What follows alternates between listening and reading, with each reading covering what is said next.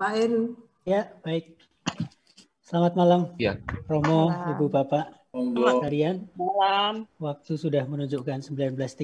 Mari Temu. kita mulai pertemuan kita malam ini. Terima kasih Ibu Bapak untuk kesetiaannya hadir bersama gembala kita, khusus Tio Gunawan, untuk belajar Injil Matius. Hari ini kita memasuki pertemuan yang ke-13 dan kita belajar bab 24 sampai 26 ya, mengenai khotbah tentang akhir zaman. Sebelum kita mulai, mari kita berdoa dulu. Dalam nama Bapa dan Putra dan Roh Kudus. Amin. Allah Bapa Maha Pengasih dan Penyayang, kami mengucap syukur atas kesempatan yang indah yang Kau berikan kepada kami untuk kembali belajar bersama-sama dalam kelas online kursus Injil Matius bersama gembala kami, Romo Gunawan. Hadirlah bersama kami dengan Roh Kudus-Mu untuk membimbing kami, membuka mata hati kami dan telinga kami, supaya lebih mengenal Engkau dan kehendak-Mu melalui Injil Matius ini. Berkatilah gembala kami, berkatilah kami semua dan juga semua perlengkapan yang kami gunakan. Semoga pembelajaran kami dapat berjalan dengan lancar dan berbuah kebaikan bagi kami semua. Semua ini kami aturkan kepadamu dengan pengantaran Kristus Tuhan kami. Amin. Dalam nama Bapa dan Putra dan Roh Kudus. Amin. Pak Lintaka, mohon di-share kembali. Ya, sebagaimana biasa, Ibu Bapak, kembali mengingatkan dan menyampaikan terima kasih bagi Bapak Ibu yang sudah menyampaikan ungkapan syukur dan persembahan kasihnya melalui Bank BCA nomor rekening seperti yang tertera untuk atas nama PGDP Santo Gabriel. Malam ini kita memasuki pertemuan ke-13 dan seperti biasa juga saya akan bacakan aturan main kita. Pak Lintaka bisa next ya. Tertib kita, mic dan video boleh on sebelum dimulai dan tadi kita saling sapa, menyampaikan salam, berjumpa kembali. Kemudian selama sesi pembelajaran, mic diharapkan off dan video boleh on ataupun off. Lalu peserta wajib berpakaian rapi dan dalam posisi yang duduk dan hormat. Peserta wajib menyiapkan kitab suci dalam bentuk buku ya, bukan elektronik, supaya kita juga bisa memberikan catatan atau highlight atau stabilo pada kitab suci kita kalau perlu. Kemudian pertanyaan-pertanyaan nanti mohon disampaikan di dalam live chat dengan format tanya, 2 pertanyaan dan disebutkan bab dan ayatnya supaya lebih jelas. Saya kira demikian reminder kami untuk tata tertib kita. Tapi sebelumnya satu lagi ada kami umumkan, mungkin supaya nanti saya nggak lupa di belakang, nanti saya ulang kembali. Nah, ini kita hampir selesai, kita sampaikan bahwa nanti akan diterbitkan sertifikat untuk setiap peserta dan dalam 3 hari ke depan akan di-share ke dalam WAG Ibu Bapak semua. Mohon dikoreksi nama-nama dan disampaikan nama yang benar sekiranya ada yang keliru, dan silahkan lewat japri ke Ibu Mala. Ibu Mala nomornya ada di setiap WAG kelompok masing-masing. Demikian sebagai pengumuman tambahan di awal, supaya nanti saya ulangi di akhir. Terima kasih Ibu Bapak, mari kita memasuki pembelajaran. Waktu dan tempat kami serahkan kepada Romo Gunawan. Monggo Romo. Selamat malam saudara-saudaraku terkasih. Kita berjumpa di akhir-akhir pertemuan kita. Kita akan membicarakan tentang khotbah Yesus yang terakhir, yang kelima. Bab 24 dan 25, nanti kalau sempat kita masuk ke 26. Ya. Sekilas sebelum Yesus berkhotbah tentang akhir zaman, kita sedikit mengulang apa yang kemarin sudah kita bicarakan bersama secara singkat. Misalnya bab 21, itu dikatakan di sana bahwa penggarap-penggarap kebun anggur yang diserai tugas oleh Tuhan ternyata tidak bertanggung jawab Artinya hasil yang seharusnya diberikan kepada yang mempunyai tanah, ternyata para hamba dan anaknya sendiri yang datang itu malah dibunuh. Itu adalah sebuah gambaran sejarah Yesus sendiri bersama para nabi yang diutus oleh Tuhan untuk mengambil hasil dari panenan. Ternyata orang-orang Israel, orang-orang Yahudi yang diberi tugas untuk menggarap kebun anggur malah membunuh para nabi dan Tuhan Yesus sendiri sebagai anaknya. Oleh karena itu, kebun anggur kemudian diserahkan kepada penggarap yang lain. Penggarap yang lain itu siapa? Yaitu gereja. Maka tema dari Injil Matius bagian yang kedua adalah gereja. Gereja diberi tugas untuk menggarap kebun anggur sampai sekarang ini. Kita semua, Anda dan saya, diberi tugas oleh Tuhan untuk menggarap kebun anggur Tuhan. Kita penggarap-penggarap yang dipercaya. Itu kira-kira singkatannya bab 21. Lalu bab 23, hampir keseluruhan bab 23 adalah boleh dikatakan kritikan Yesus yang sangat tajam kepada orang-orang Farisi. Sebetulnya bab 23 itu menjadi sebuah gambaran pada zaman Matius. Ketika orang-orang Roma di bawah pimpinan Titus, panglimanya, itu menyerang Yerusalem.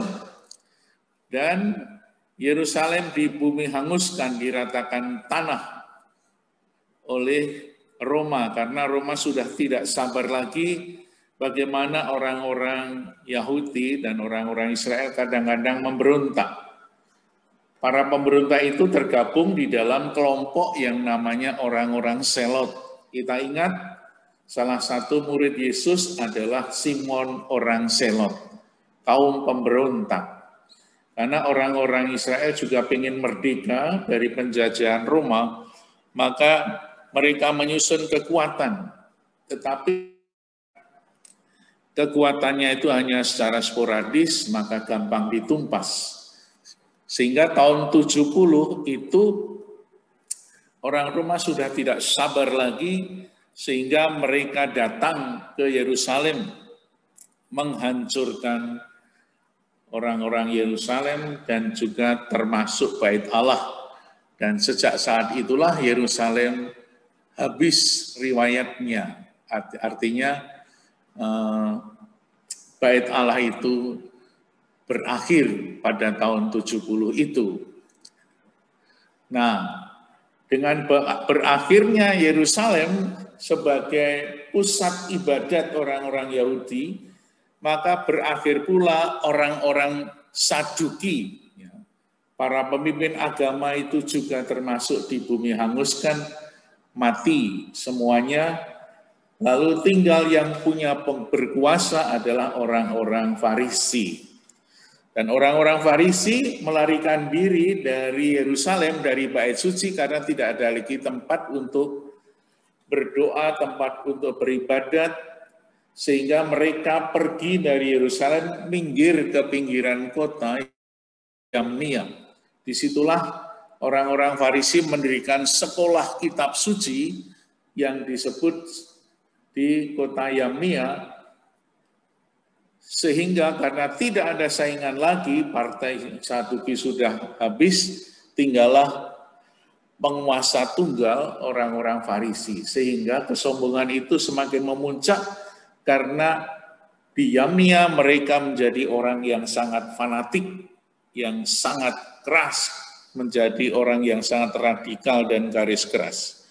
Oleh karena itu, Yesus di dalam Injilnya bab 23 hampir keseluruhan itu adalah tentang kritikan orang-orang Farisi yang semakin lama semakin menjadi orang yang munafik.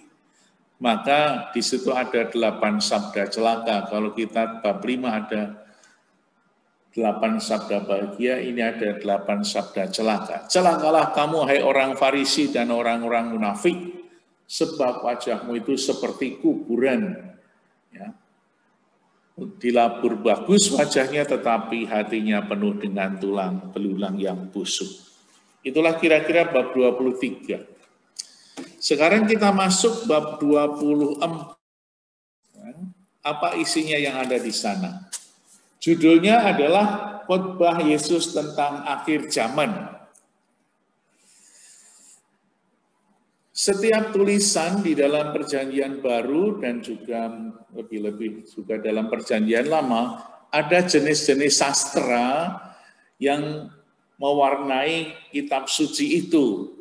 Kita pernah melihat ada khotbah, ada nasihat, ada himbauan, ada anjuran. Dan juga di dalam Injil Matius, khususnya bab-bab terakhir tentang khotbah pada akhir zaman, ini menjadi sebuah khotbah dengan ciri sastra khusus. Yang bagi kita semua, khotbah tentang akhir zaman adalah khotbah yang tidak mudah untuk dicerna. Karena apa? Karena bahasanya bukan seperti bahasa biasa yang gampang dimengerti, tetapi orang-orang Israel itu adalah orang-orang yang suka dengan bahasa-bahasa simbolik, bahasa-bahasa apokalips yang tersembunyi. Sehingga kalau kita mau membuka yang tersembunyi seringkali tidak mudah, bahkan memang tetap tersembunyi. Sehingga dijelaskan seperti apapun kadang-kadang tidak mudah. Namun di dalam bab 24, di sana tentang akhir zaman diawali dengan sebuah kisah, sebetulnya kisah, judulnya kisah kehancuran bait Allah yang dihancurkan. Itu cerita bab 24 lebih mengkisahkan tentang akhir dari perjalanan orang-orang Israel, orang Saduki beserta bait Allahnya, bait sucinya, bait suci yang diratakan tanah. Maka latar belakang dari khotbah Yesus tentang akhir zaman ini sebetulnya akhir zaman, akhir seluruh dunia, pertama-tama diawali dengan kisah tentang kehancuran bait Allah di Yerusalem. Ya. Jadi bayangan kita bab 24 adalah kehancuran Yerusalem yang kemudian hanya dalam Injil Matius lah diartikan sebagai sebuah permulaan dari kehancuran dunia atau akhir zaman. Tapi kapan terjadi di sana tidak pernah dikatakan. Bahkan anak pun tidak tahu. Bab 24 dan 25 menjadi khotbah yang terakhir. Kata terakhir itu ditandai dengan bab 26 ayat 1 seperti yang lain-lainnya. Seperti khotbah pertama 2, 3, 4 selalu diakhiri dengan sebuah kata yang sama. Bab 26 ayat 1, setelah Yesus selesai dengan segala pengajarannya itu, berkatalah kepada murid-muridnya. Ya, jadi setelah selesai semua pengajarannya, berarti ini pengajaran bab 24 dan 25 itu pengajaran atau khotbah terakhir dari Tuhan Yesus yang kemudian dilanjutkan dengan kisah-kisah. Ya. Nah, tentang akhir zaman didahului dengan kehancuran Yerusalem. Kita lihat di sana. Sesudah itu Yesus keluar dari bait suci, bait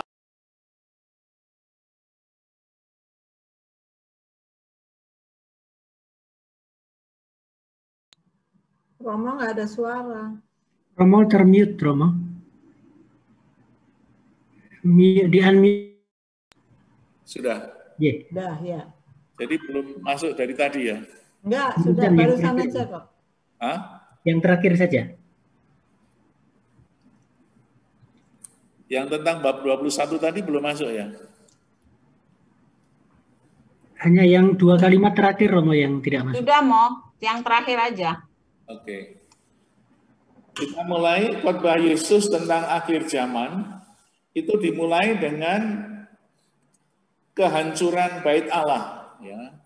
Maka sebetulnya Matius ketika mengajarkan tentang akhir zaman, Matius mengawali dengan kehancuran bait suci Yerusalem, yang itu kemudian menjadi simbol lambang dari kehancuran dunia akhir zaman. Tapi kapan itu terjadi tidak ada seorang pun yang tahu. Dikatakan di sana sesudah itu Yesus keluar dari bait Allah. Kita melihat tadi Yesus sedang berada di bait Allah Yerusalem. Menunjuk kepada bangunan-bangunan bait Allah, ia berkata kepada mereka, kamu melihat semuanya itu, aku berkata kepadamu, sesungguhnya satu batu pun di sini akan dibiarkan terletak di atas batu yang lain. Semuanya akan diruntuhkan. Kita melihat apa yang dikatakan Yesus itu terjadi tahun 70 ketika tentara Roma dari Titus, dari panglimanya namanya Titus, itu membumi hanguskan Yerusalem.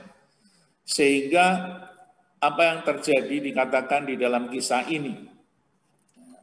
Orang-orang Farisi pergi ke Yamnia untuk mendirikan sekolah kitab suci yang akhirnya menjadi sangat radikal, sangat fanatik, garis keras.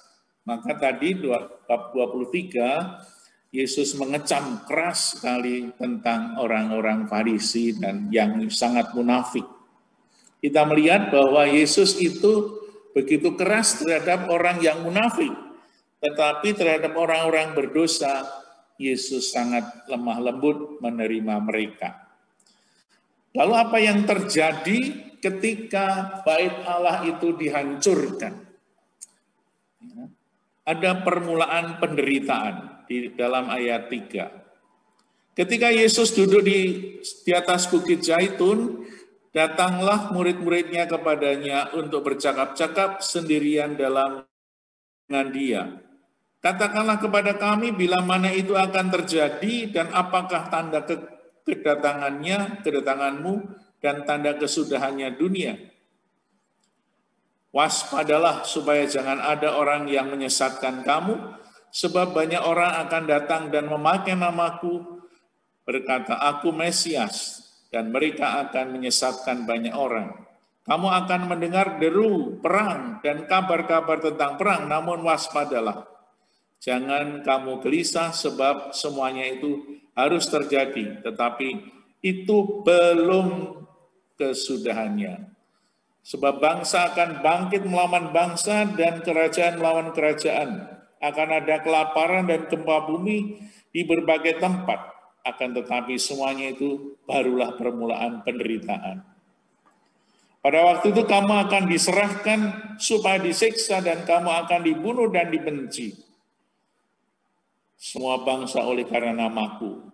Dan banyak orang akan murtad dan mereka akan saling menyerahkan dan saling membenci. Banyak nabi palsu akan muncul dan menyesatkan banyak orang. Dan karena makin bertambahlah kedurhakaan, maka kasih kebanyakan orang akan menjadi dingin. Tapi orang yang bertahan sampai hanya akan selamat. Dan Injil Kerajaan akan diberitakan di seluruh dunia menjadi kesaksian bagi semua bangsa. Sudah itu barulah tiba kesudahannya. Nah, saudara-saudara, kita melihat ada banyak tantangan penderitaan yang dialami oleh orang-orang Israel sejak sebelum Yesus ada. Kita ingat ketika kita membaca bab 1 tentang sabda bahagia, berbahagialah, kita melihat sabda ke-8 dan kemudian dilanjutkan yang ke-9. Berbahagialah kamu jika kamu disiksa, difitnah, dan dianiaya karena aku. Itulah yang juga mewarnai seluruh kondisi umat-umat Israel pada waktu itu, bahwa mereka akan mengalami banyak penderitaan. Dan kita lihat penderitaan itu seperti apa. Sebelum ada perjanjian baru, dalam perjanjian lama, orang-orang Israel sudah dibuat menderita luar biasa. Karena apa? Karena mereka diserang oleh kerajaan utara, kerajaan Yunani, kerajaan Syria, di mana budaya Yahudi yang sudah berabad-abad hidup akhirnya harus dipaksa meninggalkan agama Yahudi supaya mereka mengikuti agama Yunani, agama yang berkiblat pada patung dewa-dewi. Ya. Dan itulah menjadi awal penderitaan dari orang-orang Israel. Apa yang dibuat oleh mereka di Yerusalem? Misalnya salah satunya adalah mereka memaksakan budaya Yunani, budaya Helenistis yang lebih menarik daripada budaya-budaya sebelumnya di Yahudi. Sehingga bahasa Yunani itu menjadi bahasa yang juga dicintai oleh orang-orang muda.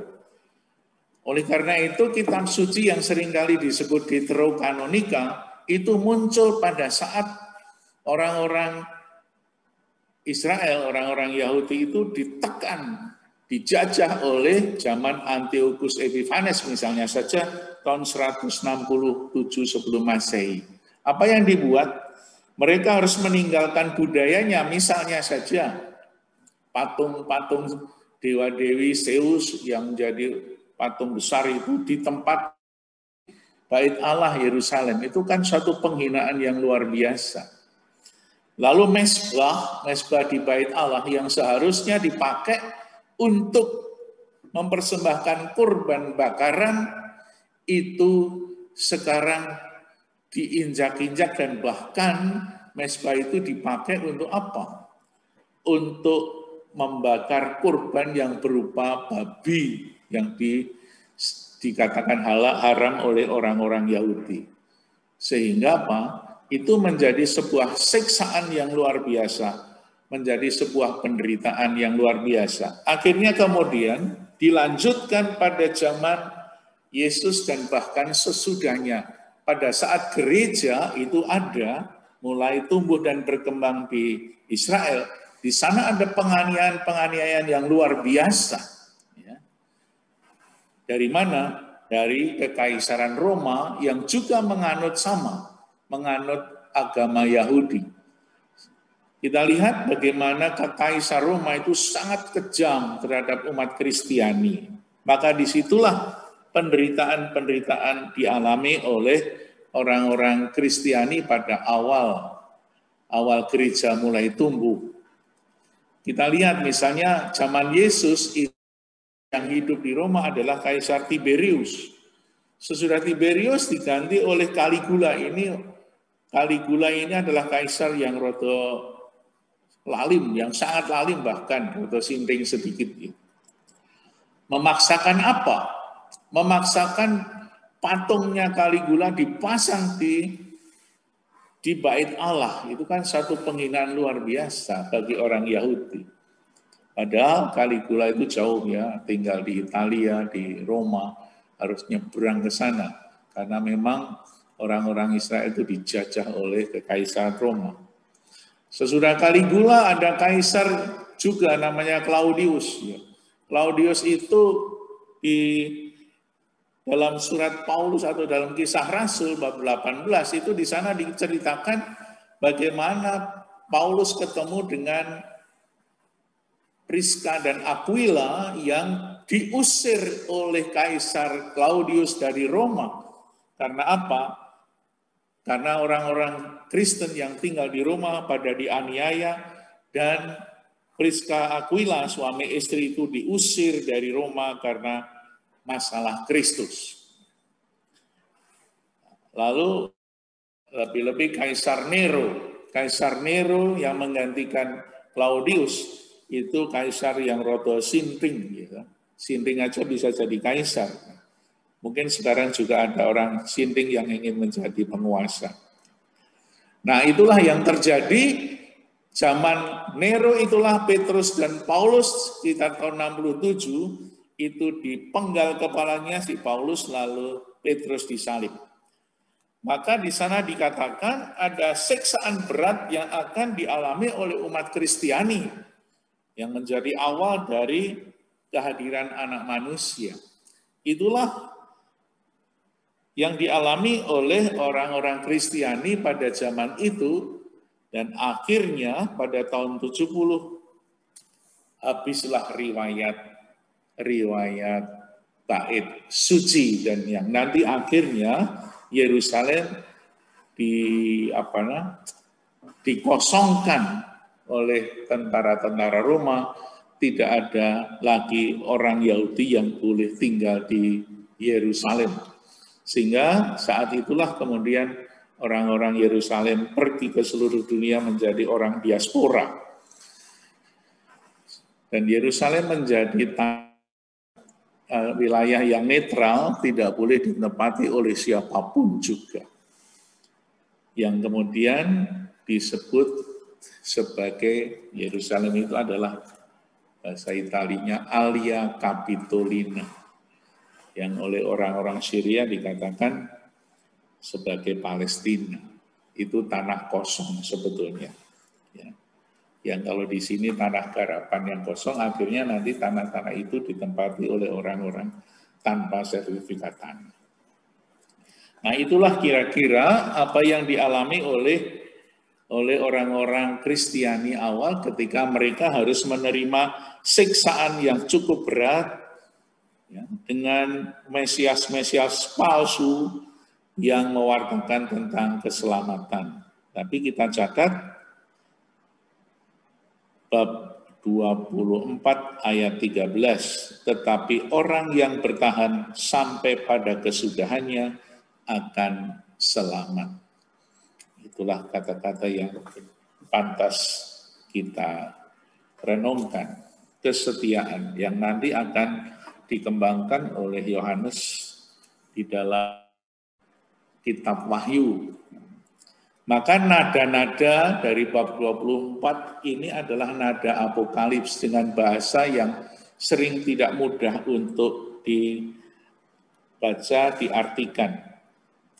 Karena apa? Nada-nada semacam ini ada di dalam kitab Perjanjian Lama yang disebut kitab Daniel. Nada apokalips yang kemudian juga nada ini ada di dalam kitab Wahyu. Maka kalau kita membaca bab 24 ini perlu diartikan, tidak bisa kita baca secara letterlek begitu saja. Misalnya akan terjadi gempa bumi seperti tadi diceritakan, serem-serem, itu kan mempunyai makna, ya, mempunyai makna bukan dalam arti yang letterlek yang sebenarnya, tetapi harus diartikan lebih dalam lagi. Itu yang seringkali sulit. Maka membaca kitab Wahyu itu juga tidak mudah. Seringkali harus diartikan. Seperti apa misalnya saja simbol-simbol itu, kalau kita membaca puisinya Khairil Anwar, kita pernah membaca atau mendengar kata-kata Khairil Anwar, aku ini binatang jalang dari kumpulannya terbuang. Pasti kita tidak mengambil sebuah kesimpulan, oh ternyata Khairil Anwar itu binatang ya, bukan manusia. Pasti bukan seperti itu. Tetapi Khairil Anwar menyamakan diri dengan simbol binatang yang jalang. Lalu artinya apa? Perlu kita dalami. Oleh karena itu di dalam simbol-simbol tentang akhir zaman, khususnya di dalam kitab Wahyu, itu juga harus diartikan simbol-simbolnya itu. Kitab Wahyu misalnya saja itu adalah permenungan dari Yohanes ketika orang-orang Kristiani yang ada di Roma itu teraniaya atau dianiaya oleh kekaisaran Roma yang serem-serem. Ya, penderitaan apa yang dialami mereka, kita bisa melihat bahwa orang-orang Kristiani seringkali dianiaya. Banyak santo-santa yang dibunuh di sana. Misalnya saja Stefanus dirajam. Ya. Misalnya saja Laurentius dibakar, digoreng di dalam minyak yang panas. Kita lihat Santa Agnes juga dipenggal ke Santa Cecilia yang kemarin kita rayakan, begitu juga. Itulah siksaan-siksaan yang dialami oleh umat Kristiani, yang kemudian direfleksikan dalam kitab Wahyu oleh Yohanes, bahwa ketika Yohanes menceritakan tentang binatang-binatang yang sangat ganas, ya, ular naga yang berkepala 10, itu adalah simbol dari Kaisar Roma yang sadis. Jadi bukan nanti akhir zaman itu akan ada binatang yang besar, itu adalah bukan seperti itu. Tetapi ini refleksi dari Yohanes tentang orang Kristiani yang teraniaya. Lalu apa yang ditulis dalam kitab Matius tadi, Injil Matius, orang yang bertahan sampai pada kesudahannya akan selamat. Ya. Maka dalam kitab Wahyu bab 21-22 adalah gambaran orang yang setia dalam penderitaan, dalam ancaman, dalam siksaan, merekalah yang akan menerima surga abadi yang disebut Yerusalem baru. Ada langit dan bumi yang baru.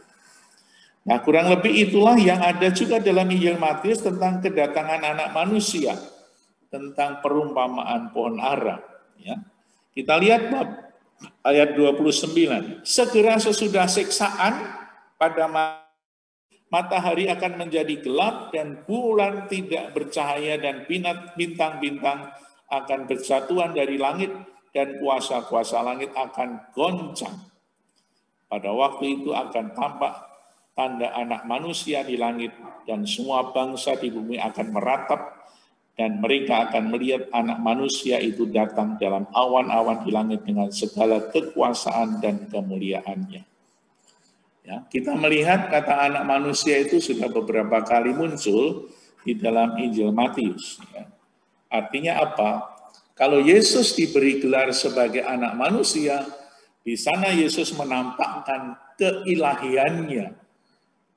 Seperti yang dikatakan dalam kitab Daniel pula. Anak manusia yang duduk di tahta dalam singgasana. Kita lihat nanti dalam bab 25 ayat 31 juga dikatakan. Anak manusia adalah sebuah gambaran keilahian Yesus yang nanti akan memisahkan kambing dari domba dari kambing-kambing itu. Kita lihat misalnya ayat 31 bab 25. Apabila anak manusia datang dalam kemuliaan semua malaikat bersama-sama dengan dia, maka ia akan bersemayam di atas tahta kemuliaannya. Jadi gambaran anak manusia adalah gambaran tentang wajah ilahi dari Yesus yang mempunyai kekuasaan untuk menghakimi manusia. Maka kalau dikatakan di sana pada masa itu matahari akan menjadi gelap, bulan tidak bercahaya lagi, bintang-bintang akan berjatuhan dari langit, itu tidak pernah bisa kita artikan secara letterlek. Ya. Tetapi itu adalah simbol-simbol bahwa semua dalam kegelapan dan kehancuran. Kadang-kadang ada orang yang kemudian membaca secara awas, lu hati-hati lu nanti kalau pas matahari sudah jatuh ke bumi, tidak ada kegelapan, matahari masih bersinar, tidak bercahaya, berarti apa? Berarti yang sering dikatakan kiamat sudah dekat, akhir zaman sudah dekat, itu bukan seperti itu. Banyak orang yang seringkali pasti melihat bukan tahun berapa, 100 tahun yang lalu, 200 tahun yang lalu seringkali ada ramalan, awas kiamat sudah dekat. Ya. Lalu bahkan ada penipuan-penipuan yang terjadi karena orang terpengaruh. Kita juga merasakan di Indonesia juga ada peristiwa yang sama. Waktu itu di Bandung ada orang yang mengatakan kelompok tertentu hari kiamat semua tertipu dengan barang-barang dan uang serta rumah dijual dan lain sebagainya. Maka kita semua mau mendengar kata-kata yang ada dalam Injil. 36, ayat 36, bab 24. Tetapi tentang hari dan saat itu tidak seorang pun yang tahu. Malaikat-malaikat pun di surga tidak. Anak pun tidak. Hanya Bapa sendiri yang tahu. Ya. Jadi kesudahannya kapan tidak ada seorang pun yang tahu. Maka kalau ada orang yang mengatakan, kemarin waktu tahun berapa krisis di Indonesia tahun 98 dengan adanya penjarahan dan semuanya kerusuhan yang terjadi, ada orang yang mengatakan seminar akhir zaman laku keras luar biasa di mana-mana. Karena apa? Orang yang mengatakan, yang mengadakan seminar itu tahun 2000 sudah kiamat, buktinya sudah ada awal, seperti yang dikatakan dalam Injil, awal penderitaan ada penjarahan luar biasa. Sehingga seminar akhir zaman laku keras karena sebentar lagi akan hari kiamat. Ternyata tahun 2000 ditunggu jam 12 malam, kok nggak ada apa-apa. Dengan demikian, saudara-saudara, kita harus lebih berhati-hati. Kalau ada orang yang mengatakan akhir zaman sudah dekat, hati-hati. Itu pasti penipuan yang luar biasa. Karena Yesus pun mengatakan anak pun tidak tahu, Bapa sendiri yang tahu. Itulah yang harus kita cermati dan kita mengerti dengan sebaik-baiknya. Ya.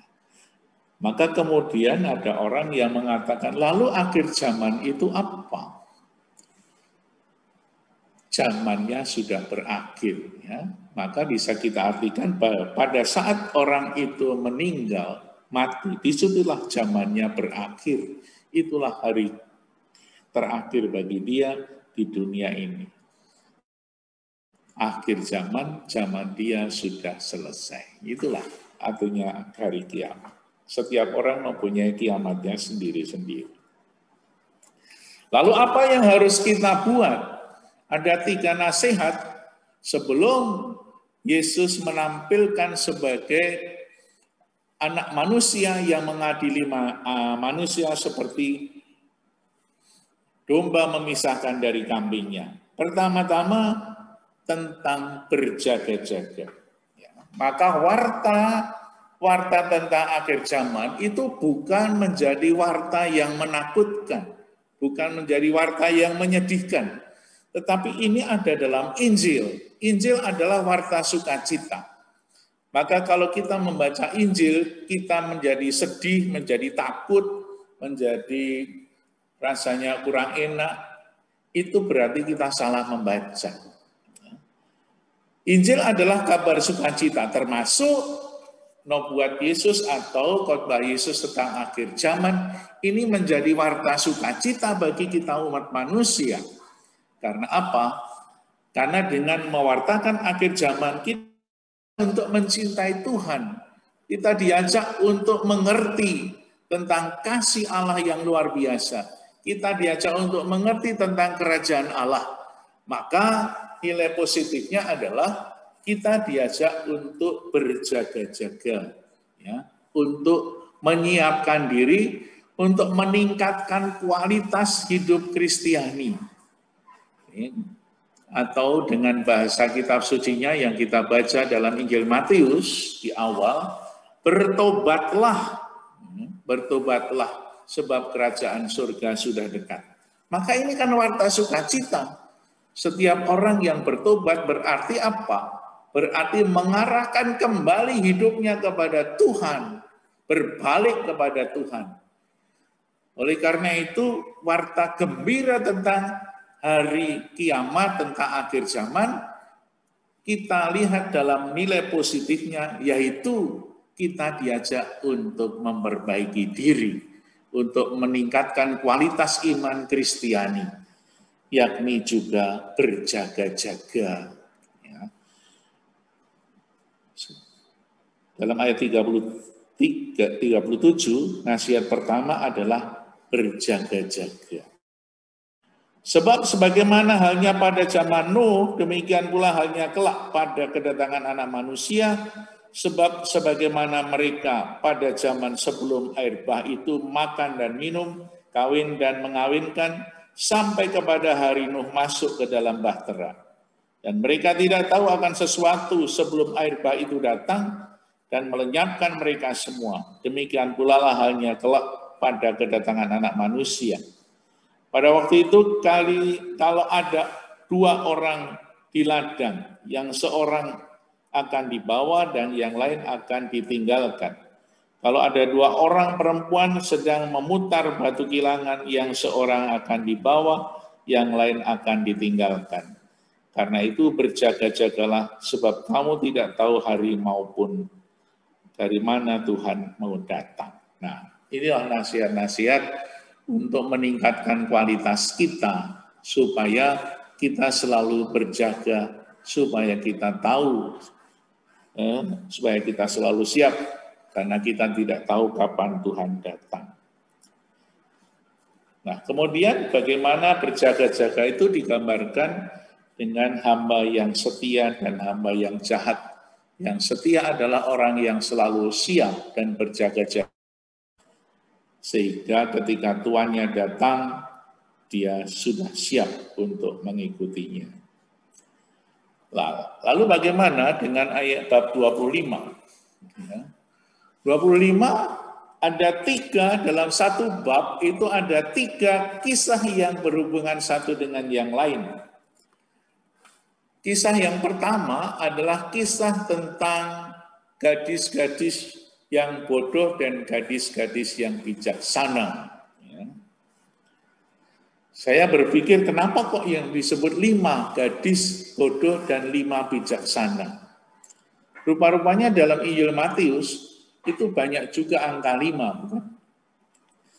Seluruh Injil ini ada 5 khotbah Yesus, 5 buku Taurat Musa. Sehingga 5 gadis bodoh, 5 bijaksana menjadi sebuah ungkapan bagaimana orang itu sungguh-sungguh mengerti dan memahami serta menjalani apa yang diperintahkan oleh Tuhan di dalam 5 khotbah Yesus atau kitab Taurat, 5 kitab Taurat Musa. Maka orang yang sungguh-sungguh menjalani hidup dengan setia di dalam firman Tuhan disebut sebagai orang yang bijaksana atau 5 gadis yang bijaksana. Dan 5 yang bodoh, bukan bodoh dalam arti intelektual, tapi bodoh dalam arti orang-orang yang sungguh tidak pernah mau mendengarkan dan melaksanakan firman Tuhan. Maka 5 gadis bodoh tadi tidak bisa ikut di dalam perjamuan Tuhan, ya, karena dia tidak membawa persediaan minyak. Bagaimana bisa menyalakan lampu kalau tidak ada minyaknya? Kisahnya baru kita baca 2 minggu yang lalu, bukan? Ketika 5 gadis bodoh dan 5 bijaksana itu menjemput pengantin. 5 gadis itu siapa? 5 gadis bodoh dan bijaksana adalah manusia, kita-kita semua, yang selalu siap siaga membawa minyak dalam buli-buli. Tetapi yang tidak pernah siap, tidak pernah mempersiapkan diri. Karena apa? Karena pengantin tidak tahu kapan datangnya.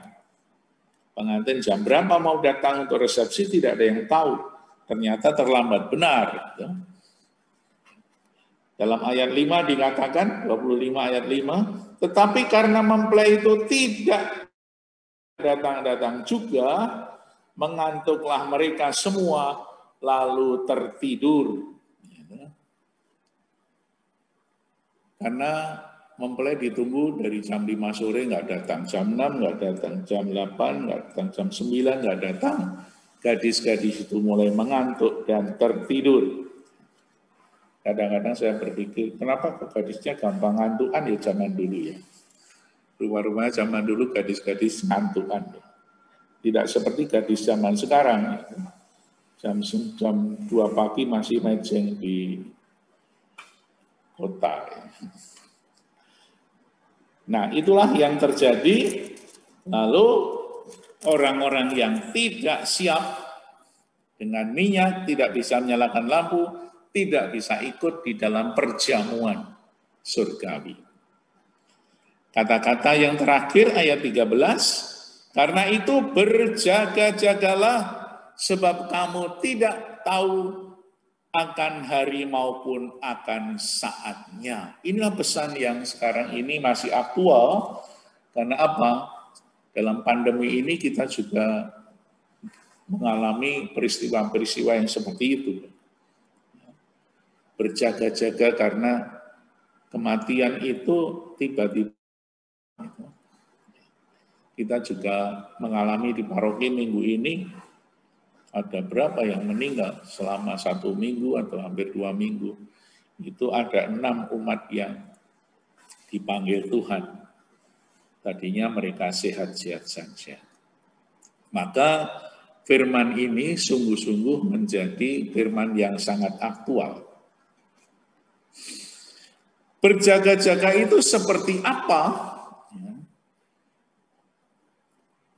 Ayat 13 dilanjutkan dengan sebuah cerita bagaimana orang yang berjaga-jaga. Yaitu seperti orang yang diserai kepercayaan oleh tuannya yang mau pergi ke luar negeri. Hamba-hamba itu diberi kepercayaan yang luar biasa. 5 talenta, 2 talenta, dan 1 talenta. 1 talenta itu harganya sama dengan 10.000 dinar. 10.000 dinar. 1 dinar itu gaji pekerja 1 hari. Misalnya kalau di Jakarta ini minimal berapa ya? 1 hari 100.000. Maka kalau 5 itu 5 miliar rupiah. Kalau 2 talenta, 2 miliar rupiah. 1 talenta, 1 miliar. Seorang yang sungguh-sungguh cinta kepada hambanya memberikan kepercayaan yang luar biasa.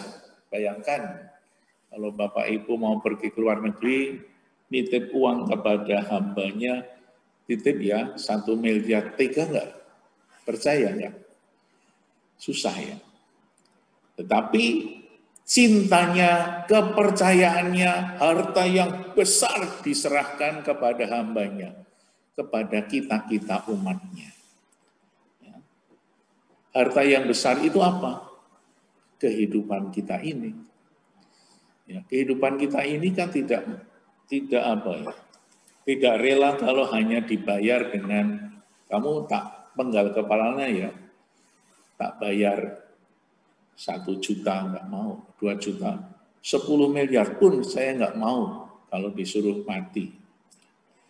Itu juga, itulah tanda cinta. Cinta Tuhan yang memberikan harta dan kehidupan yang berharga bagi manusia.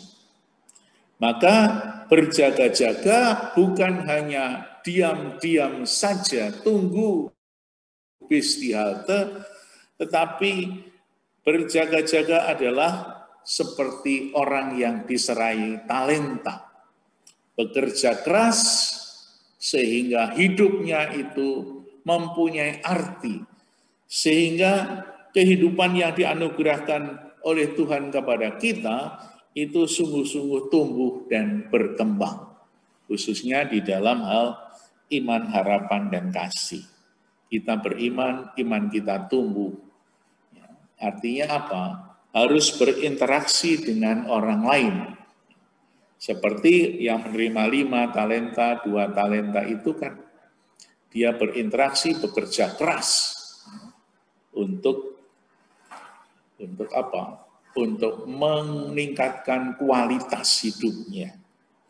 Akhirnya yang 5 dan yang 2 itu mendapatkan untung lebih daripada yang diberikan.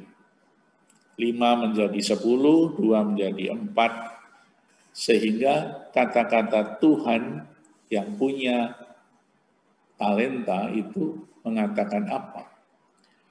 Dengan perbuatan yang luar biasa, menurut kemampuannya, artinya Tuhan juga tahu kemampuan setiap manusia, maka diberikan talenta yang berbeda.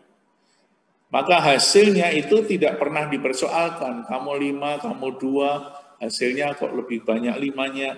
Tetapi dia mengatakan, masuklah dalam rumah tangga, dalam kehidupan keluarga Allah. Artinya apa?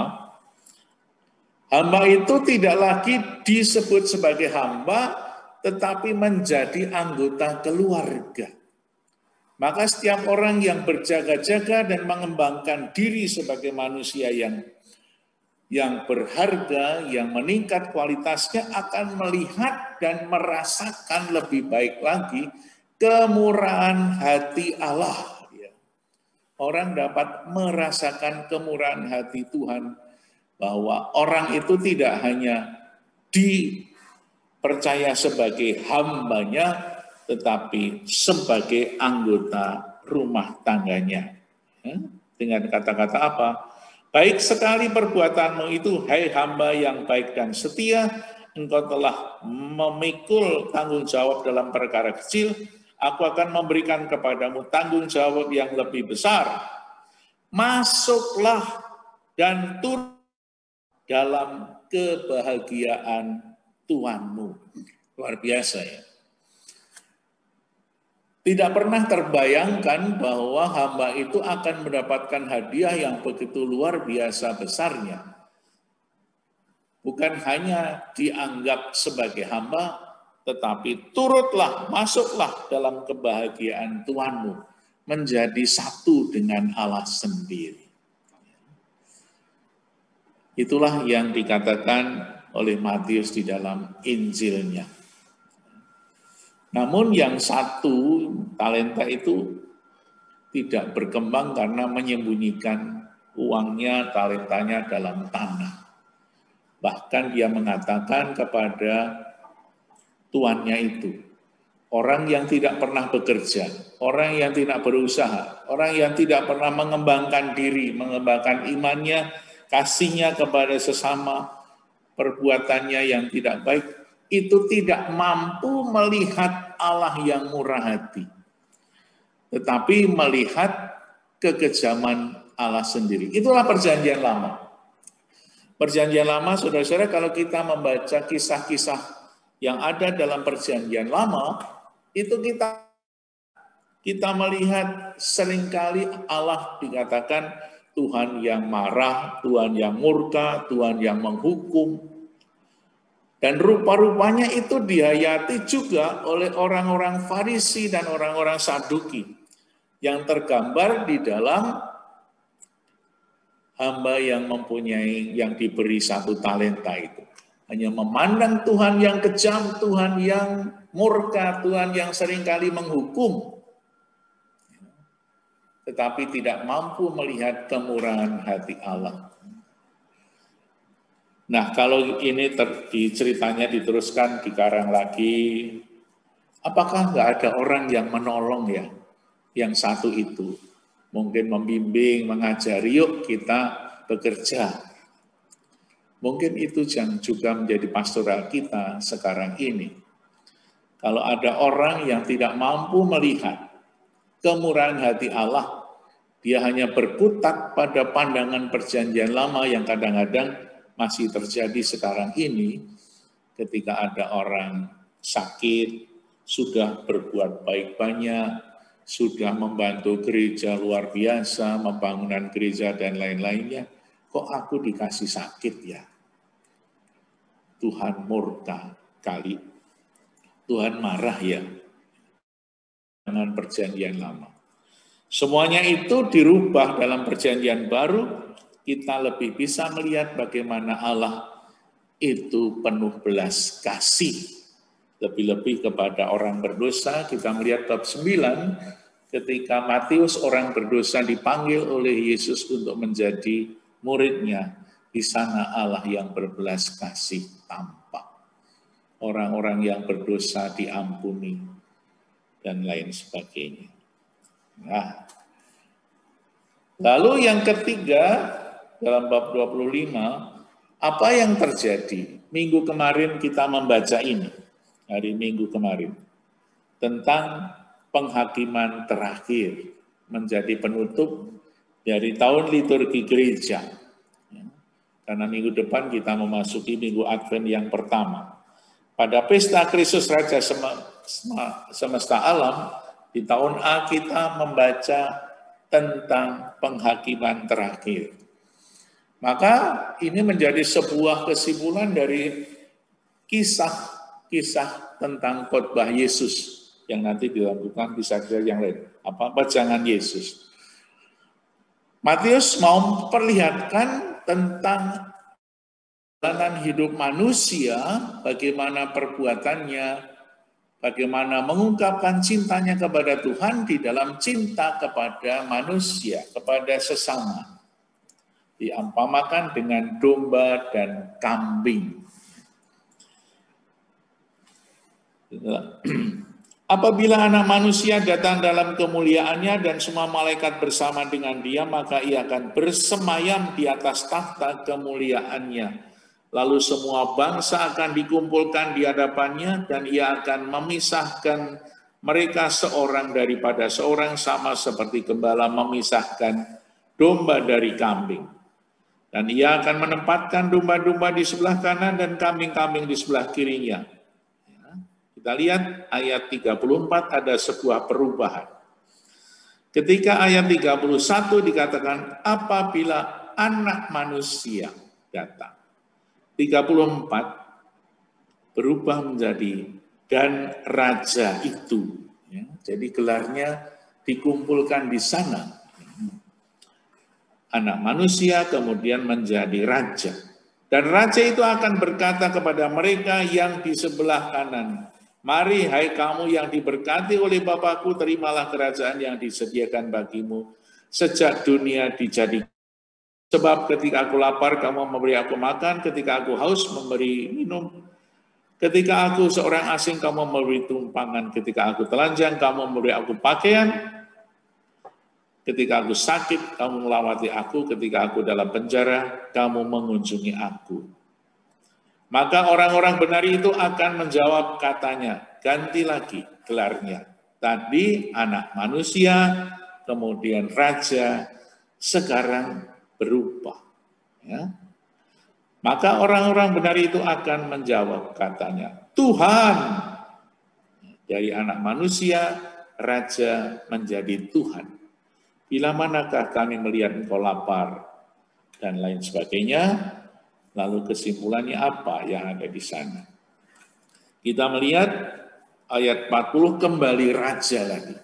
Dan raja itu akan menjawab mereka, aku berkata kepadamu, sesungguhnya segala sesuatu yang kamu lakukan untuk salah seorang saudaraku yang paling hina ini, kamu telah melakukannya untuk aku. Ya. Jadi Matius mau mengajarkan bahwa antara perbuatan manusia dan cinta kepada Tuhan Yesus yang disebut anak manusia, raja, dan Tuhan itu saling berkaitan satu sama. Kalau kita cinta kepada Tuhan harus terwujud dalam cinta kita kepada sesama. Bagaimana orang berbuat baik kepada sesama dan tidak, itu digambarkan dengan binatang kambing dan domba. Domba itu di sebelah kanan, kambing di sebelah kiri. Ada orang yang menafsirkan begini, apa bedanya kambing sama domba? Domba itu bulunya tebal, kambing bulunya tipis. Sehingga domba yang bulunya tebal itu tidak pernah merasa takut ketika dia harus keluar dari rumah. Tidak takut kepanasan karena bulunya tebal. Tidak takut kedinginan karena bulunya tebal. Aman. Dia sangat mobile. Dan dia menjadi simbol dari orang yang aktif. Entah aktif di lingkungan atau aktif di masyarakat. Berbuat baik kepada sesama. Berinteraksi dengan orang lain adalah seperti domba yang tidak pernah takut, tidak pernah bersembunyi. Maka kalau ada orang Katolik itu bersembunyi dengan kesibukannya sendiri, tak pernah mau mengenal tetangganya, tidak pernah mau mengenal keaktifan di gereja, itu seperti kambing yang takut. Ya, tidak pernah berbuat baik, berkorban tidak mau. Sebaliknya kambing adalah apa? Kambing adalah yang digambarkan di sana bulunya tipis sehingga tidak berani untuk keluar. Ya. Sembunyi aja di dalam, tidak pernah aktif, tidak pernah interaksi dengan yang lain. Itu seperti kambing yang bulunya tipis karena takut mati di luar. Nah, inilah gambaran orang yang selalu bersembunyi, tidak pernah berbuat apa-apa untuk Tuhan dan untuk sesamanya, karena takut. Ada sebuah cerita kecil ya, ketika ada seorang tukang sihir ya. Tukang sihir itu mempunyai peliharaan tikus kecil. Tikus kecil itu hanya berkutat di kamar saja, nggak berani keluar. Lalu tukang sihir itu tanya kepada tikus, tikus, ngapain kamu nggak keluar, Bok, sana pergi-pergi jalan-jalan, cari makan, ketemu teman-temanmu. Dia mengatakan, saya takut. Kenapa takut? Takut kucing. Oh, kamu takut sama kucing? Iya. Kamu mau jadi kucing? Saya kan tukang sihir, bisa. Oh ya, bisa. Sim salabim jadi kucing gede. Ketika sudah jadi kucing gede, dia nggak mau keluar juga, di kamar saja. Ayo keluar, takut. Takut apa? Dimakan anjing. Mau jadi anjing lebih gede, herder lagi. Oh mau. Sim salabim jadi anjing gede. Tetapi jadi anjing gede adalah anjingnya itu juga hanya di kamar aja, nggak berani keluar. Nah, kenapa kok nggak keluar? Takut. Loh, sudah gede dari anjing kok takut? Takut nanti dimakan Pak Rudi.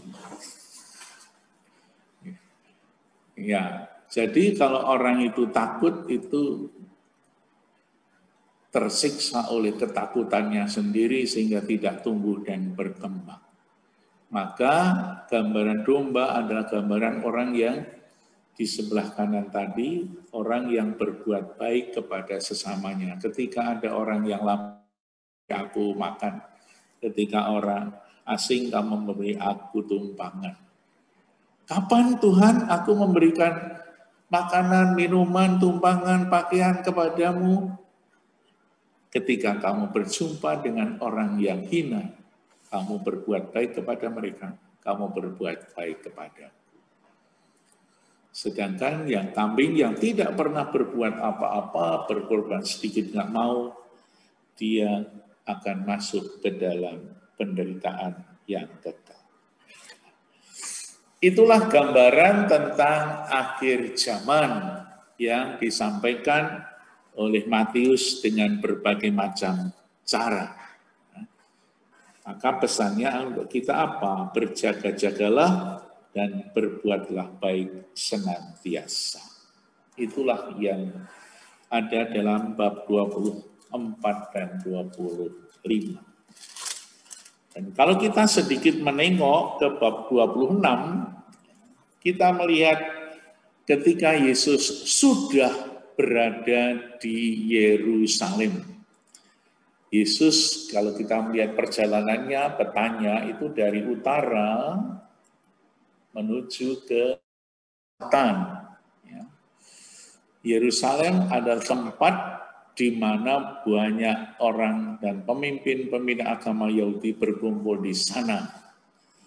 Maka Yesus masuk di kandang macan, masuk Yerusalem. Karena di sana banyak orang-orang Farisi, orang Saduki yang memusuhi Yesus. Yesus sebagai pribadi yang dikagumi banyak orang karena pembaharuannya ternyata mendapat tantangan yang luar biasa. Apa yang dikatakan di sana? Yesus menubuatkan yang keempat tentang penderitaannya. Ya. Jadi kalau di Injil lain 3 kali, Matius 3 kali yang panjang, tetapi 1 ayat untuk nubuatnya bahwa anak manusia akan diserahkan untuk disalibkan. Ya, ada di sini, bab 26 yang keempat. Lalu langsung dikatakan apa?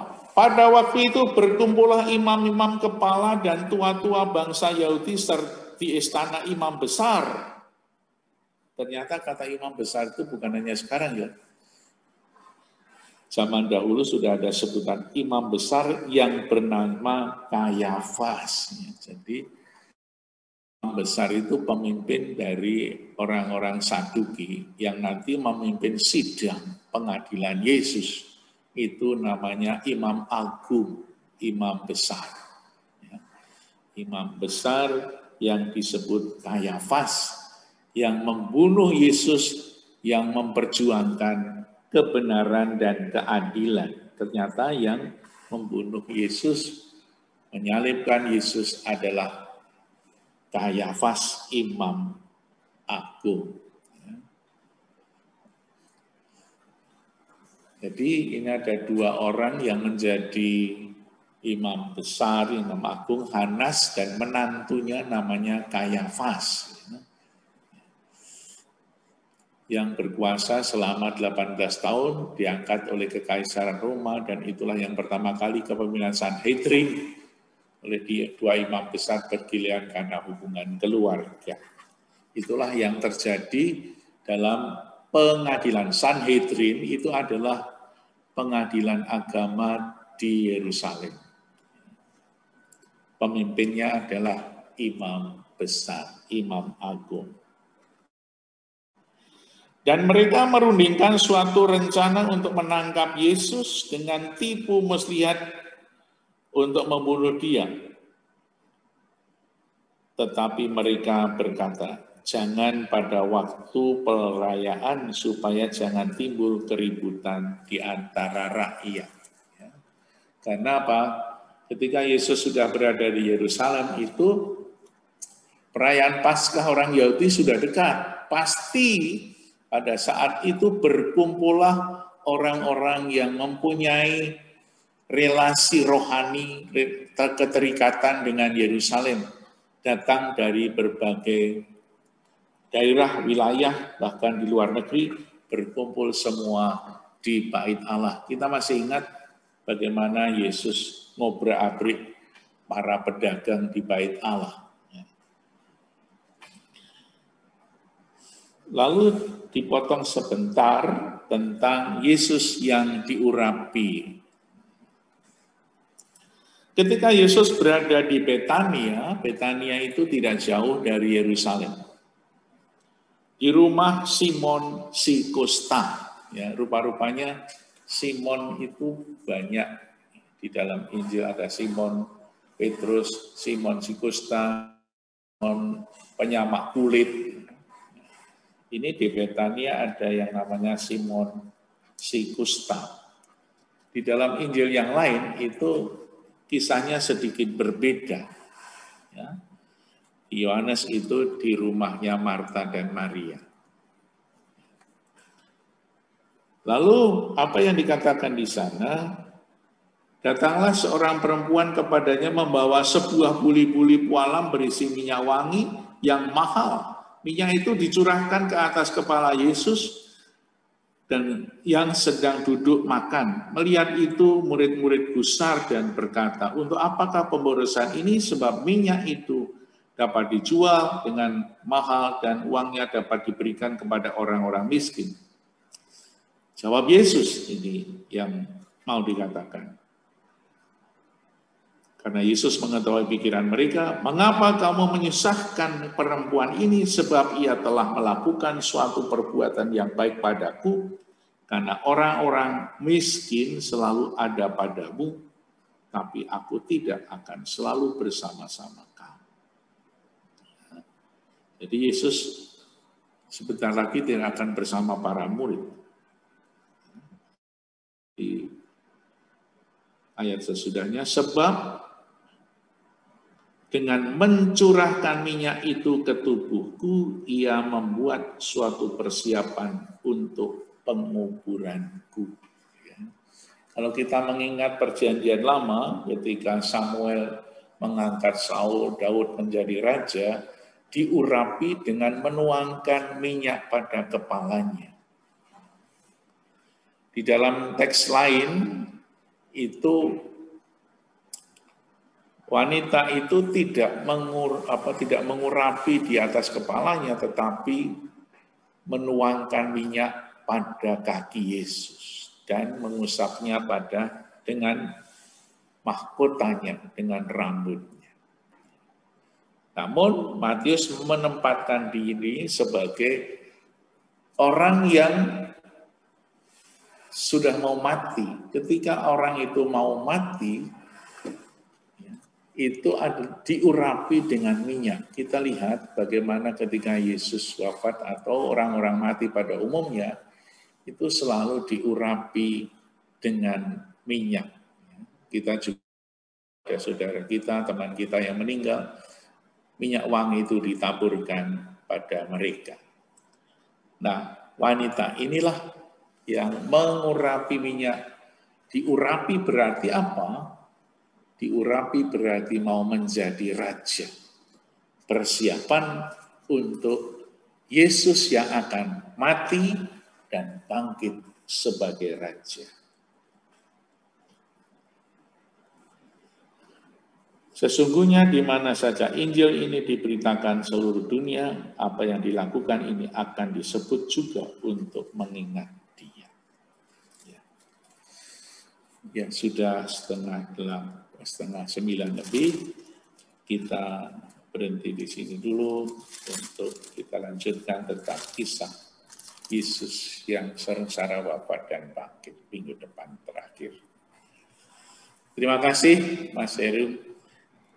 Baik Romo, terima kasih Romo untuk pembelajaran kita malam ini. Baik, rasanya sudah semua saya coba sampaikan Romo untuk pertanyaan malam ini. Terima kasih banyak Romo, sangat dalam beberapa pertanyaan yang sederhana tapi jawabannya rupanya sungguh dalam dan memberikan manfaat yang besar kalau kita coba renungkan, mengena sekali. Untuk minggu depan ada pengumuman barangkali Romo untuk bab yang perlu dibaca semuanya. Ya, selesaikan minggu depan pertemuan yang terakhir, moga-moga selesai. Kalau nggak selesai nanti kita lihat bagaimana sampai bab 28. Ya. Itu kisah sengsara Yesus sampai wafat dan kebangkitannya. Terima kasih. Terima kasih Romo. Sebelum kita tutup, Ibu Bapak, sekali lagi tadi di awal saya sampaikan akan ada pemberian e-sertifikat untuk para peserta dan ternyata sudah disampaikan kepada Bapak Ibu melalui WA grup masing-masing nama-namanya. Mohon diperiksa kembali dan sekiranya ada yang keliru atau ada yang mau dikoreksi, silahkan disampaikan kepada Ibu Mala melalui WA beliau. Demikian pengumuman yang tadi di awal saya sampaikan dan ternyata sudah diumumkan kepada Bapak Ibu melalui WA masing-masing. Kemudian minggu depan adalah pertemuan terakhir kita rencanakan. Tadi seperti disampaikan oleh Romo, kita baca sisa bab 26 sampai 27-28. Saya kira demikian pengumuman untuk malam ini. Terima kasih untuk kesetiaannya hadir dan belajar bersama. Kita akan tutup dengan doa. Tapi ini Romo sedang ke toilet rupanya. Kita tunggu Romo sebentar untuk nanti mohon berkat Romo ya Bapak Ibu ya.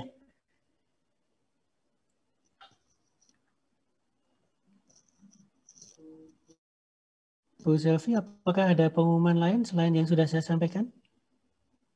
Sambil menunggu Romo ada sedikit kembali. yang harus saya sampaikan. Silahkan. Teman-teman, ini berkaitan dengan e-sertifikat dan materi untuk selama pembelajaran khusus yang sudah ditanyakan pada awal pembelajaran kita. sepertinya finalize untuk materi itu kita belum bisa share di kursus yang ke-14. Jadi mohon bertahan dulu di WA Group mungkin sampai dengan 1 minggu ke depannya supaya kita bisa share materi yang sampai final di sesi ke-14 supaya bisa semuanya jadi satu, informasinya jelas semua, tidak saya cicil jadinya gitu kan. Semuanya akan diinfo di setelah minggu ke-14 ya. Kalau e-sertifikat kita berusaha sesegera mungkin bila sudah ada koreksi dari teman-teman semua di 3 hari ke depan, bila ada koreksi, kemudian kita akan proses untuk membuat sertifikatnya. Nanti akan kita berikan berupa link. Jadi masing-masing peserta akan mendapat link untuk mendownload sertifikat atas nama pribadi. Kurang lebih seperti itu informasinya. Terima kasih. Silakan Pak Heru dilanjut. Baik. Terima kasih Bu Selvi. Demikian Ibu Bapak pengumuman yang disampaikan terkait dengan materi. Mohon tetap bersabar untuk tidak keluar dulu dari WA Group seminggu setelah pertemuan ke-14 supaya bisa disampaikan total materi komplit sampai pertemuan ke-14. Baik, apakah Romo sudah hadir kembali? Oh sudah, baik. Mari Bapak Ibu kita tutup pertemuan kita malam ini dengan doa dan nanti mohon berkat melalui gembala kita Romo Gunawan. Dalam nama Bapa dan Putra dan Roh Kudus. Amin. Kembali kami mengucap syukur Tuhan atas segala yang boleh kami terima dari kemurahan-Mu, atas pendampingan-Mu dan pembelajaran kami.